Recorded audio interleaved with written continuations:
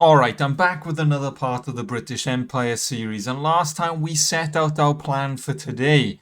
We are at war with France once again. I mean, at this point, when are we not at war with France? The plan for last time, I said we were going to cross over into France. We were going to take down the enemy lords. We were going to build up some influence. We were going to assemble our own army. We're going to take this castle, and then we're going to take this town. Before our current war comes to an end, I want to control this corner of France. Because if we control this corner, it'll set us up nicely for any future wars and our expansion into Europe. Expanding this way was a bit of a fail because we had enemies on the east, enemies on the west, enemies to the south. But if we tuck ourselves away in the corner, we should have our backs secure and we can just push forwards into Europe. In terms of influence, at the moment we have 90. We don't gain any each day. And if we take a look, well, we don't really have many options for recruitment. I can spend 21 influence and we can have nearly 300 soldiers in an army.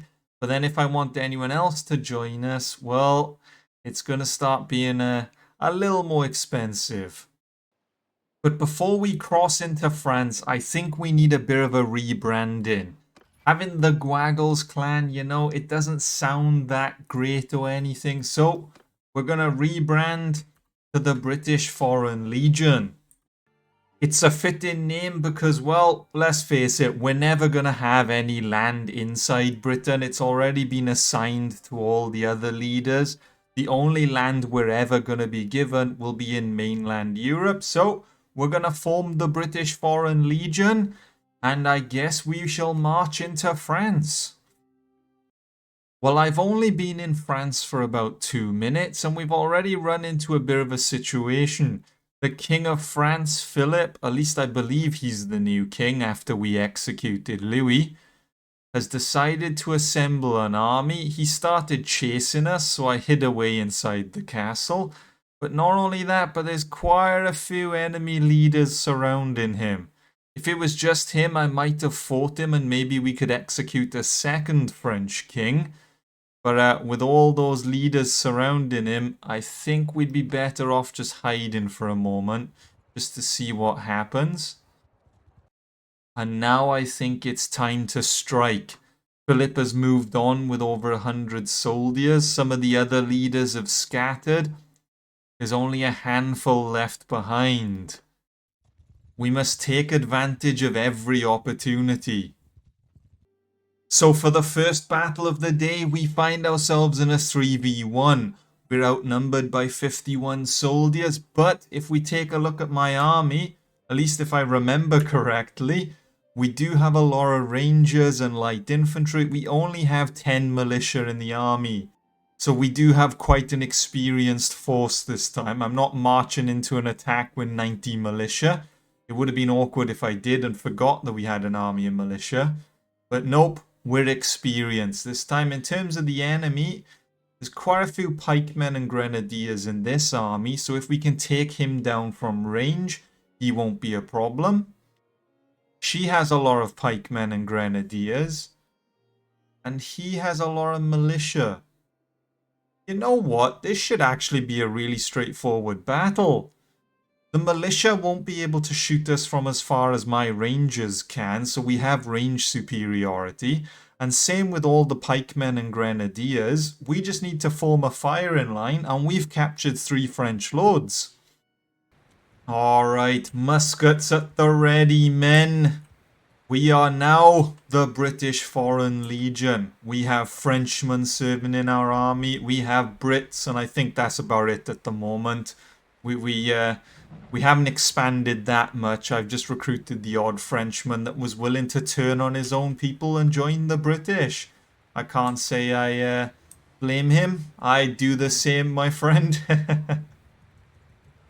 The enemy have some cavalry that are going to attempt to flank around us, but our musket line is going to put a stop to that. I said our musket line is going to put a stop to that, men. You didn't kill a single one. I have yet to see a single horse fall in battle. How are we supposed to strike fear into the hearts of our enemies if we're struggling to hit a horse? I still don't have a musket anymore. I'm still just using grenades. It might be more beneficial if I flank around the enemy with the grenades.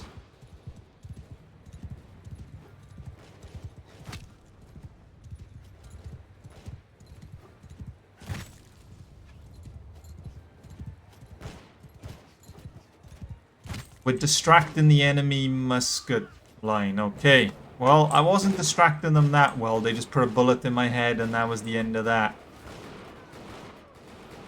As for my men, they're putting up a good fight, but the grenadiers have got a bit close. Well, it was a bit of a brutal fight. It didn't go well. You know what? I think from now on, I'm not going to do the whole flanking with grenades or anything, because the moment I fall in battle, it just goes to shit. So I'm going to try and stay alive, hold the formation, actually order the men correctly. We do need to start taking this more serious. We can't afford to keep falling in battle and allowing the men to repeatedly die, because if we take a look, well, it looks like half my army is dead in battle 1. Well, we ended up losing 30 soldiers in that battle. Thanks to my high medicine skill, 34 were wounded, whereas 30 died, so we still have 60 soldiers overall, but we are going to have to wait for them to heal. If we get ambushed by another enemy lord in our current situation, it is a guaranteed loss. But in the meantime, we are going to execute the 3 lords that we captured. And sadly, we are going to have to cross back into Britain once again. I'm trying to avoid having to constantly run back after every battle, but we're going to have to ransom the prisoners, sell the battle loot, because we need to fund our war somehow, and we're going to have to rebuild the army. But we did gain a nice chunk of influence from that battle. If we take a look at the men, what can we assemble? Okay, 13 for 94, 17 for 73. Yeah, we could still do with a little bit more influence. Maybe if we can reach, say, round about the 200 mark, we can then assemble our own army and we will then take that castle in the corner. Or maybe we take the town first and then cut off the castle because it'll be easier. I'm not too sure. I haven't quite decided whether I want to take the castle and push out or just cut off the castle and then we can focus on it on its own. We are once again in French territory. I have reassembled the army. We have recovered, although we should be a little bit worried because the bulk of our army is now militia. Well, actually, I say the bulk. We only have 40, so that is actually the minority. We still have more rangers than we do militia. But it still doesn't excuse the fact that we have 40 untrained troops that have yet to see a single battle. So we're going to have to be a little bit more careful. We might not want to run into 150 of them again. But you know what? 120 against our 101. This should be an easier battle than the previous one. If we take a look at the enemy army, what are we dealing with? 25 grenadiers, 5 pikemen. I mean, if we take a look at the overall, 30 infantry, 40 ranged. 24 infantry, 20 ranged. So there's more ranged and less infantry. Could be a problem, might not be a problem. We're going to have to jump onto the battlefield once again and find out whether it's going to be a problem. Alright, soldiers, we are once again on the battlefield fighting the French. But unlike last time, I am now on foot. We have got rid of the horse. And I have got myself a musket once again. I'm going to sit back and fire with the lads. Maybe that will boost the morale of the men. And we can put a stop to the French once and for all. I'm not going to go charging head on a horse or anything like that. We do still have some grenades. But because we had to give up 2 grenades, one for the gun, one for the ammo, we only have 9 per battle instead of like the 20 odd that I was rocking. Okay, I have a sword. I can't shoot with that. Bear with me. And our first bullet of the day is a miss. We do have a nice green kill feed though, and the men are holding strong. The enemy grenades are now arriving at our lines. Hold position, men! Hold position! Do not fear the enemy grenades! I may have just blown up half my own men there. Okay, in fact, I blew up no one. We did hit that guy in the shin and prevented him from throwing a grenade at my men, though. We are going to throw a grenade. Oh! Oh, no. He kind of walked into that one. You all saw that, right?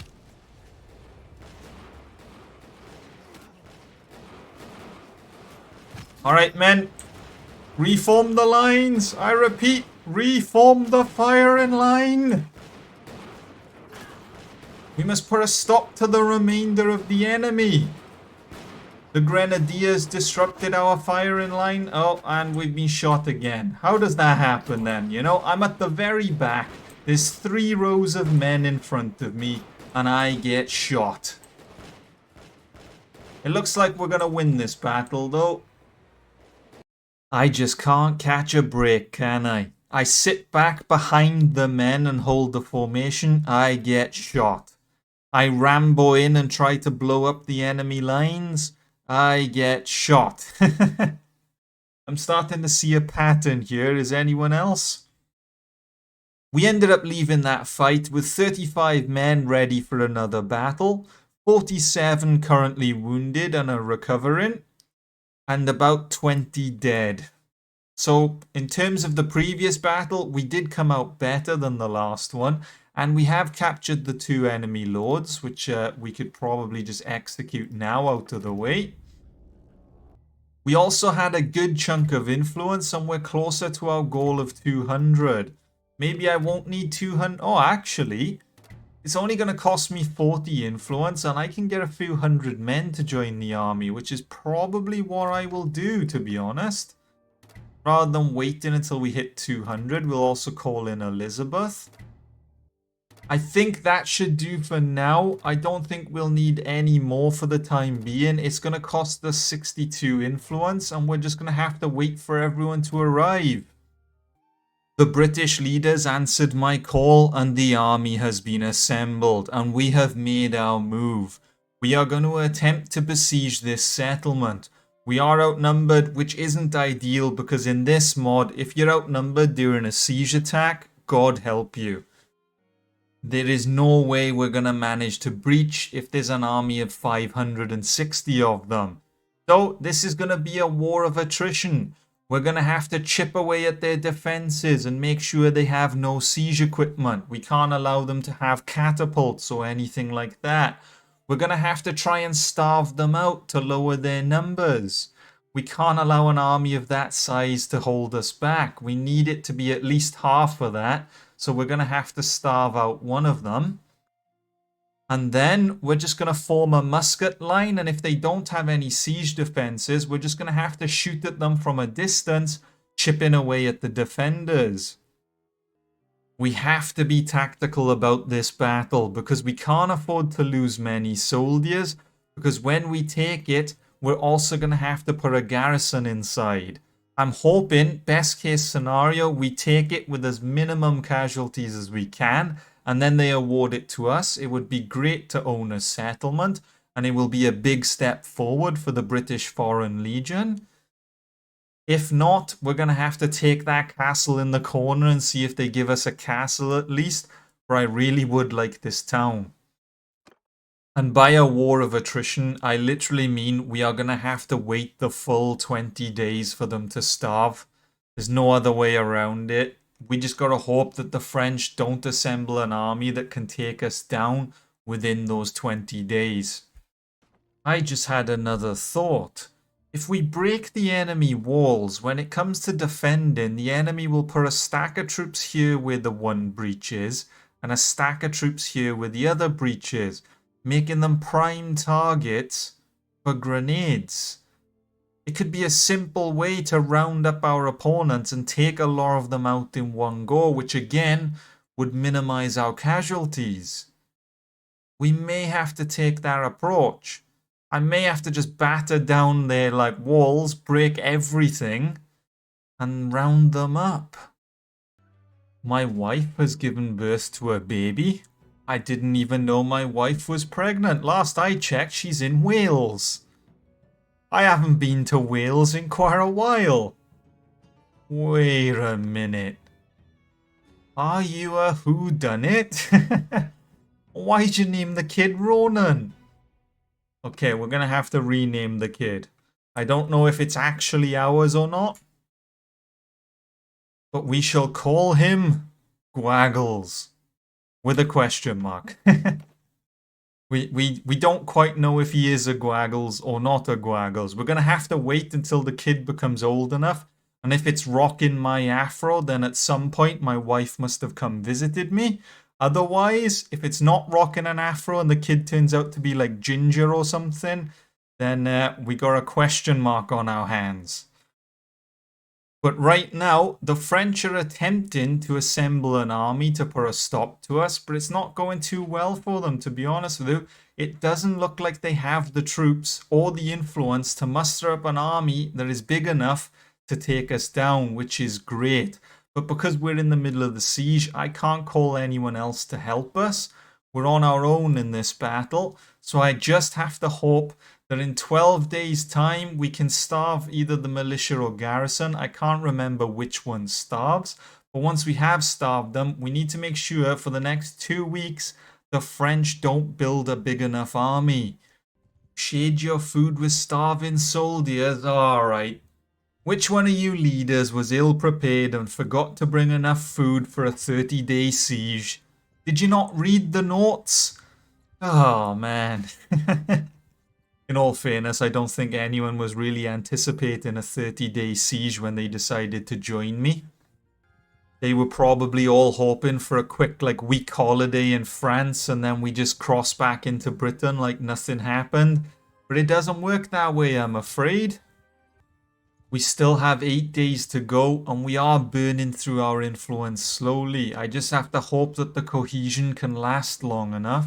It's not that expensive to refill, but I only have one more refill left in me before we're broke. It does mean that once we besiege this settlement, if we do pull it off, regardless of what the outcome is, we're probably going to end up disbanding the army. We're not going to have the influence required to march onto the castle into the corner. We're going to probably have to battle loads again and build it up. Probably back to 100 or 200. And then maybe we can assemble another army again and go from there. It is time to unleash hell on the defenders. We have starved them out for as long as we can. They're now starting to die, and it looks like it's the garrison that dies, not the militia, which is probably more beneficial for us. Even though the militia is greater, the militia is made up of worse troops. They are just a militia after all. Whereas the garrison has grenadiers, sharpshooters, pikemen, and everything. In terms of influence, the army has actually kept me going. It's self-sustaining because we're the only one with food remaining. And because we're feeding everyone, we keep getting 5 or 6 influence a day for feeding starving soldiers. But we are on about 4 days worth of food. So we need to get these trebuchets up and running. We need to smash their defenses. And we have to start the attack soon. Otherwise, we will be joining the garrison and starving to death. No, no, no. You can't vote to make peace with the French now. I did not besiege this settlement for about a month just for you to sign peace at the very end and get nowhere. We are attacking this castle. I am bringing it into the hands of the British Empire. You are going to award it to the British Foreign Legion, and then we can consider signing peace. Well, it's not quite how I had planned for this siege to go, but we are on a timer, and I don't think we have much time left. If I leave the time run any longer, it's going to automatically sign the peace deal with the French and bring an end to the war. We managed to destroy all of their siege defenses. We didn't quite manage to destroy any of the walls, which isn't ideal. And again, we managed to starve a good chunk of the garrison, but not all of the garrison, which again isn't ideal. But we did manage to bring them down from 560 to 380. We're just going to have to sit back, play it slow and thin their numbers, I think. But I was so caught up in trebuchet fire, I forgot to build a ram and towers. So all we have is the ladders on either side. This could go badly. This could go well. I'm not entirely sure. We can afford to take a few more casualties than originally planned though, since we will be bringing an end to the war straight after the battle. If the war was going to continue, then ideally we wouldn't want to take casualties. But now that we know peace is coming straight after the battle, we can afford to lose a few more. But enough babbling on. It is time to lead the assault. Alright, soldiers, I didn't quite choose the ideal battle environment. It is pitch black, I can't really see a thing. And I didn't plan for the fact that the bulk of my teammates' army is infantry. That's right, out of the 500 soldiers that we have, at least over 200 are infantry. In terms of ranged, we are going to have to get a bit closer, I think, lads. I don't think we can afford to sit as far back as we are. I know we're firing at them from a distance, but that's just too far. You're not really going to hit anything. We'll run out of ammo before we thin the French's numbers.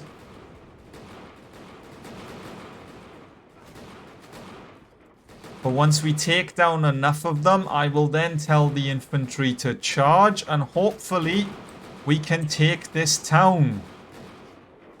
Right, come on men, into position. I've told us to get a little bit closer so we got a better sight of the enemy. They do have range superiority, probably, because they were like an army of like 300 militia. So overall, they probably got more rifles than us, but we have the more experienced army, and we have all the infantry in reserve ready for the charge. That's it, lads. Volley after volley. Do not stop. Hang on a minute. Is there a problem here, sir? Is there a reason why your gun is not firing? You must have a faulty musket or something. Is this your first time on the battlefield?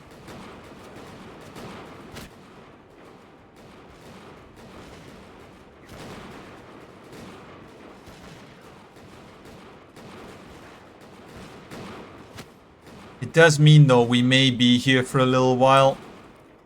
I can't imagine we're going to thin their numbers anytime soon. I'm not entirely sure when we should consider sending in the infantry, though. It could be suicidal. It might not. Like I said, I'm not entirely sure. I'm going to push forward to get to some cover. Try not to get shot. But to be honest with you, if the muskets are providing cover in fire, I think we should just tell the infantry to charge.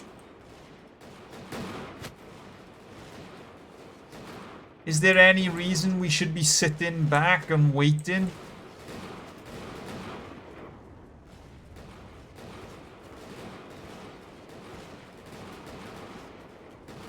It does mean the enemy will probably start firing at the infantry, but then that does allow our ranged troops to get off more volleys without being shot at, which might be more beneficial to them.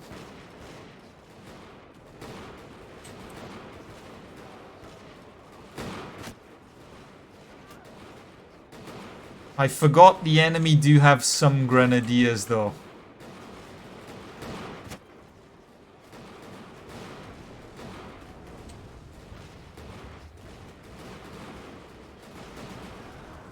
Oh no, that red kill feed. The entire infantry army has gone to the ladders on the left, and I'm assuming grenades have been thrown.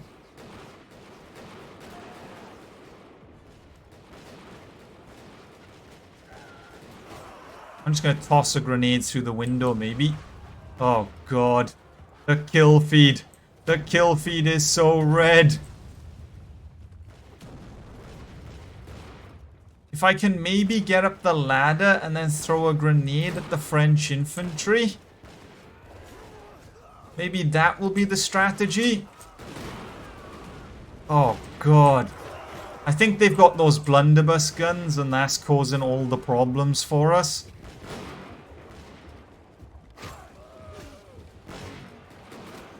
I'm hoping I can get inside though.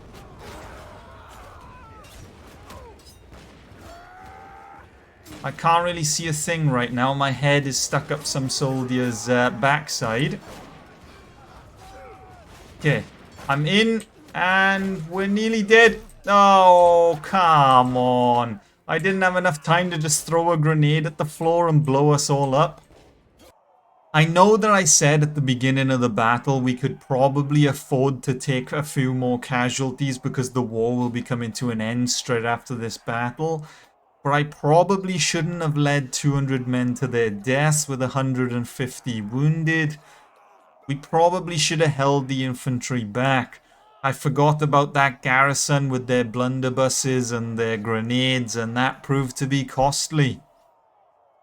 We will show mercy to the enemy. If we're going to build the British Foreign Legion, we can't devastate their lands and kill them all. We need to be a peaceful occupier. So I'm going to spend the influence. We're going to show mercy. And then we're going to make peace with the French. They're going to pay us 3,000 a day. In terms of casualties, it's pretty low to considering our previous wars. Our all-time high was like 8,000 people dead. But to be honest with you, I mean, well, the French only have 3,000 to begin with. So if we had a war like that again, it would mean the extinction of the French. But now that peace has been signed, we're going to disband the army. We're going to recruit some soldiers. We're going to ransom the prisoners. And we're going to sell all of our battle loot. You know what? Not bad. Not bad at all. We still have over 70 soldiers. But we can now recruit in French territory without the worry of being attacked. We are going to wait for a second, one, so I can recover, and two, we can see who gets this town. Like I said, I'm really hoping they award it to us, but we're going to have to wait and see. Vote for the new owner. Oh, and it's gone to John. No one wants to give it to the British Foreign Legion after everything I just did. Some might say the British Foreign Legion might become its own faction in the future. If this is how they're gonna treat us. But now that another war has come to an end and we are at peace, we're gonna rebuild the army. We do have 60,000 gold. Maybe we'll consider getting some companions to join us. Maybe eventually we can get them to form their own armies. If we were awarded this town, we would have had an income which may have offset party expenses, so we could have expanded a bit more. But instead, we have nothing. Who knows what the next war may be? After we recover, we may go back to war with France once again to take the remaining land. We may go back to war with Germany for a bit of revenge, or we may even find ourselves in a war against Spain now that we're that close to their land. But that is going to be it for this part of the series. As always, a big thank you to the Gwaggles members for your continued support. And if you enjoyed the video, leave a like, subscribe, and until next time, see ya.